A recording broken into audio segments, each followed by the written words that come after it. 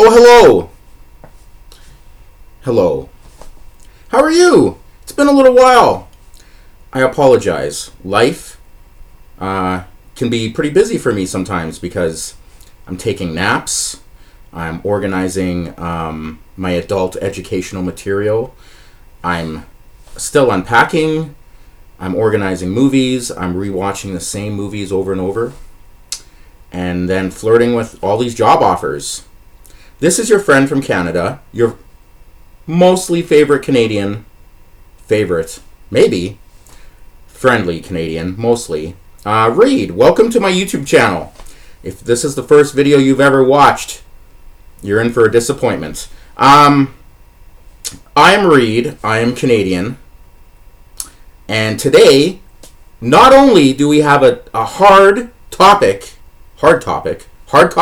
Anyone else remember hard copy? No, eh? Hard topic. Something I've actually spent a couple days invested in because, truth be told, most of my YouTube videos, there's no plan. That's part of the charm. I just wing it, and then I go off on random tirades, rants. It's amusing to me. It's therapy, probably, because I'm probably going through a midlife crisis, but who knows? Who could really tell? This topic is near and dear to my heart because I'm very pro DC Comics fan. I love DC Comics. I love their superheroes. I love their villains. I love all their characters. I was a huge DC comic book collector, and I'm one of those people who will tell you straight to your face that DC films are better than Marvel films. DC films are the quality of superhero comic book movies. Marvel is the quantity and the popcorn entertainment of superhero films. Well, now that Marvel, Disney have acquired 20th Century Fox and the rights to the Fantastic Four and specifically X-Men, and now that they have a working deal with Sony Pictures with Spider-Man, though Spider-Man movies and X-Men movies, aside from the MCU, were always some of the best superhero movies around. Spider-Man 2004, X-Men 2, X-Men Days of Future Past, X-Men First Class. These are great, entertaining superhero movies. So, I'm one of those weird people. Maybe not weird. Probably weird. But I'm one of those pop culture superhero comic book movie fans that can tell you straight that, yeah, you can like DC and Marvel. Of course you can. Can you like Coke and Pepsi? No, that's stupid. Coke is superior. Coke is the better soft drink. It's not even close. Can you debate that KFC is better than Mary Brown's? No, because Mary Brown's is way better than KFC. But when it comes to the DC Marvel battle, DC is better. DC has the better superheroes, the better characters, they've had the better story arcs, and any really good DC storyline that's been done, Marvel eventually copies. DC usually does it first, Marvel does it second. But you can like both. Like, I'm here to tell you, the best superhero comic book movie of all time is still The Dark Knight. That changed the game. Not like Triple H, but changed the game. But what's number 2? Probably Avengers Infinity War. What's number 3? Probably Avengers Endgame. You can like DC and Marvel, and you can prefer Marvel over DC, which is the topic of this video. But you cannot tell me Marvel has the better quality or the better characters than DC. I just figured, but that's my own opinion, so you know where I'm coming from. I want you to know that I'm very pro DC, even though I enjoy Marvel, and the Marvel Cinematic Universe is amazing. And I wish DC films would have done that. Took what MCU did and made it better, made it their own, made it more grown up, made it more sophisticated. Maybe not so dark. Today's video is about my thoughts, my opinions on this whole 2-year anniversary of the release of what many people say is the worst superhero movie ever made. That's pretty strong words. Justice League. Wow. And on the 2-year anniversary of Justice League being released, it was November 17th, 2017, a dark day. when Time Warner executives proved how stupid they were and how the DC cinematic universe really had no vision and might still not have a vision. That's up for debate. Release the Snyder Cut hashtag was hugely trending on Twitter on the 2-year anniversary of Justice League. Why? We all know why. Zack Snyder was filming Justice League, and when Justice League was first announced, it was announced to be a 2-part movie. This is well known. In case you forgot, maybe you were, cheering on the Edmonton Oilers and got, your mind was melted by delusions of grandeur that the Oilers are going to win a Stanley Cup or even make the playoffs. They're not. Or the Toronto Maple Leafs are going to win a Stanley Cup. They're not.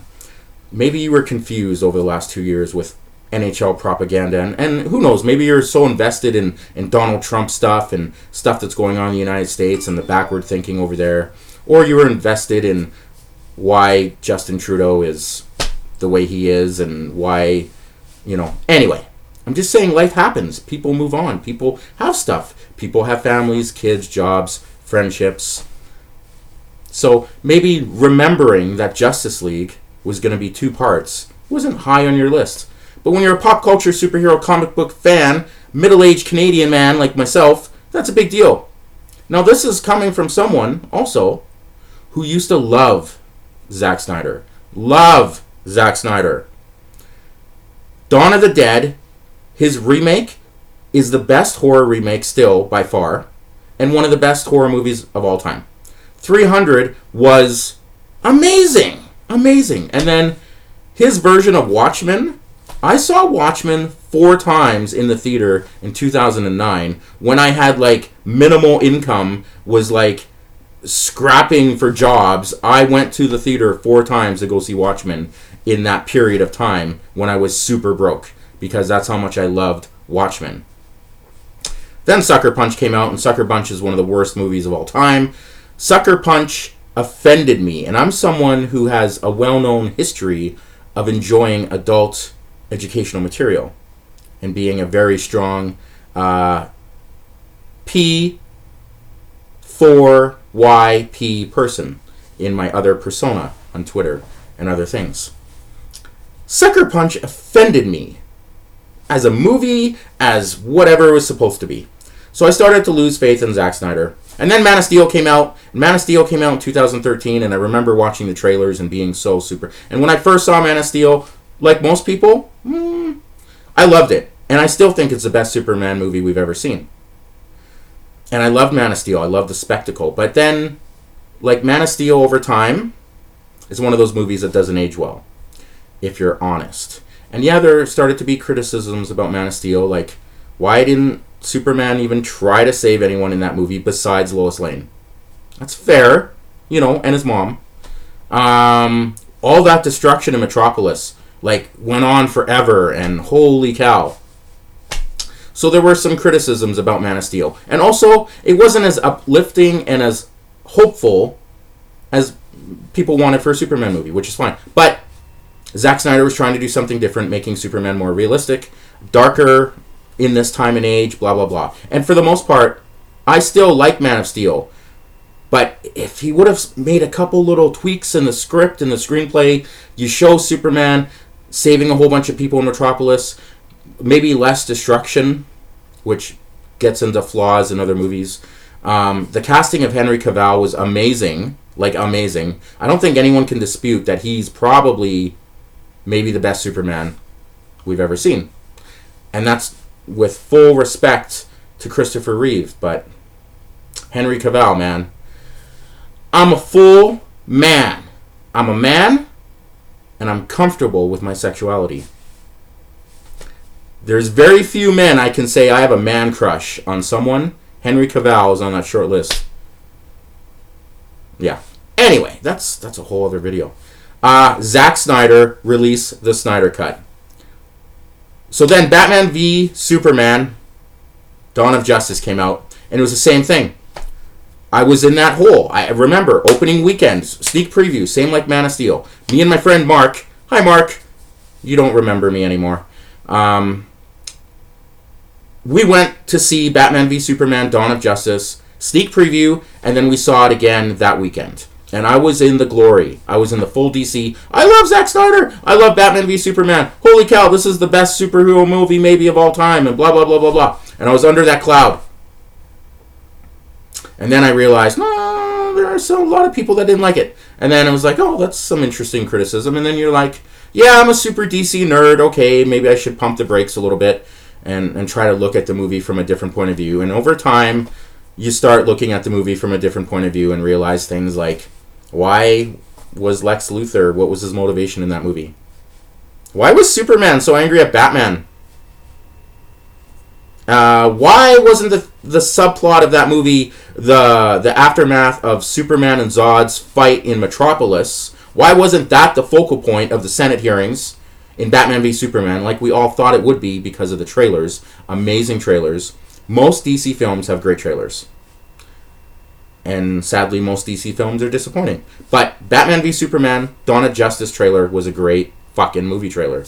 And so yeah, why was the Africa thing? Why couldn't the subplot Senate hearings been about the destruction aftermath of Metropolis? Here's this alien, blah, blah, blah. And going back to Man of Steel real quick, Man of Steel is a very good first contact alien science fiction movie with a superhero spin on it.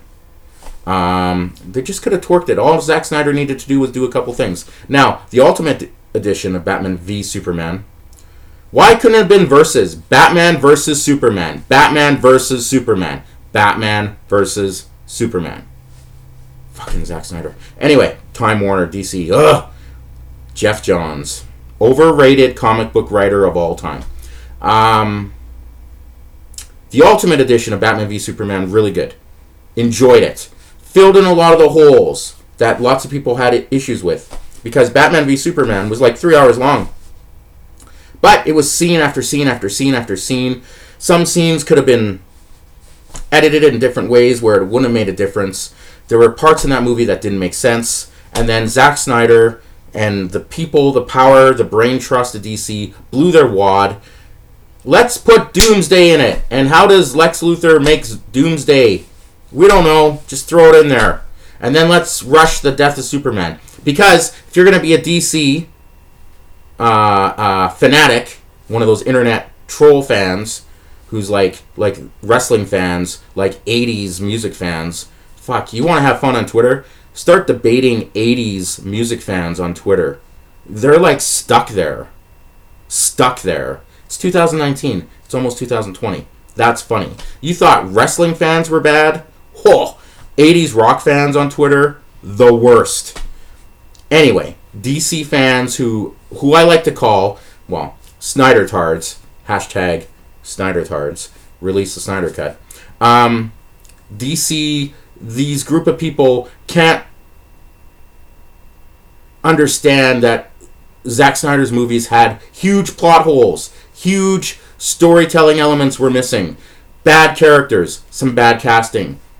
There were genuine complaints about these movies that why people didn't like them, why the audience was turning away from Zack Snyder's epic dark vision. It wasn't thought-provoking. It was stupid. It was too dark. You didn't establish these characters. Batman v Superman takes place 18 months after the events of Man of Steel, and then you kill off Superman. Give me a break. Are you kidding? Half of the world is afraid of Superman, this alien, but DC Snyder tards, DC brain-dead fans, like most Oiler fans, Toronto Maple Leaf fans, they're in this bubble, and they can't think straight. So, 18 months later, Metropolis is magically mostly rebuilt in 18 months, and most of the world is, like, cheering on Superman, this alien creature who killed... How many people died in Metropolis in the movie? Like, make Batman v Superman extend the timeline. Make it 4 or 5 years later. You can... think that, Luthor Corps was helping build Metropolis back. But after 18 months, really? Like, use real-life 9/11 history as a... Anyway.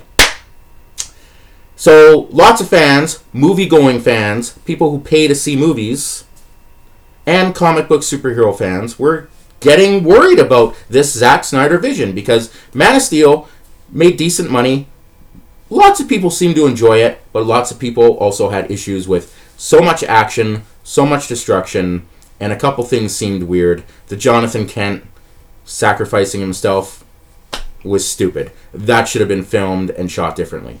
Man of Steel has some problems, as great as it is. Batman v Superman, Dawn of Justice, should have been the 3.5-hour version of that movie in theaters. That's a much better, clearer, sharper vision of that narrative. But it still has holes because Lex Luthor, why? Superman, why?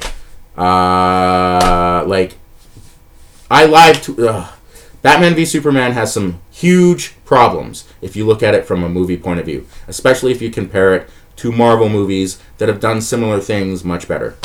Then Justice League comes out. They're filming Justice League. It's supposed to be 2 parts. Yada, yada, yada.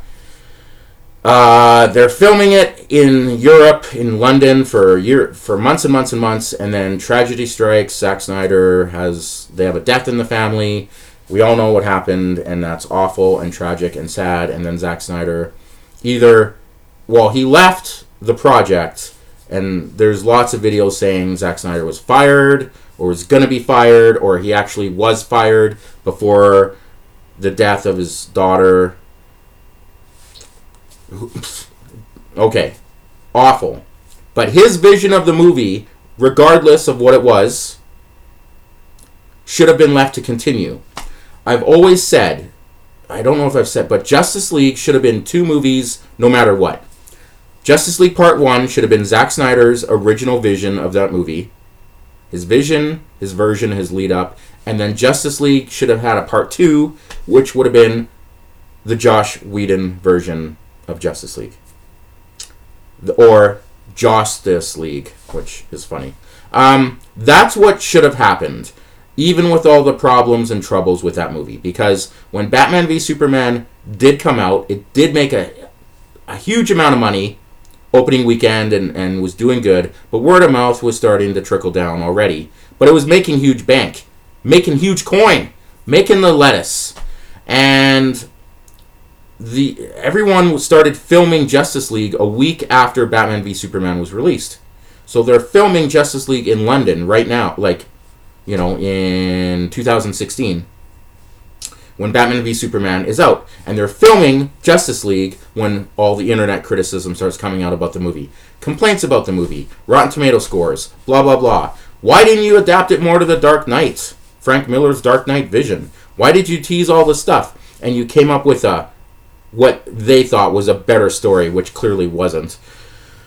So they're filming Justice League, and they're going with this Zack Snyder vision. And his vision of what Justice League was supposed to be was pretty epic. There's lots of videos on YouTube that I've researched and watched. I'm sure if you're even remotely watching this video, you've done the same thing. His vision of what he wanted Justice League to be could have been really good, but it was still a bit of a cluster F of moving parts, introducing so many characters. Not well. All DC films had to do is follow the Marvel Cinematic Universe blueprint. What they should have done, and this is my own opinion, you released Green Lantern in 2011.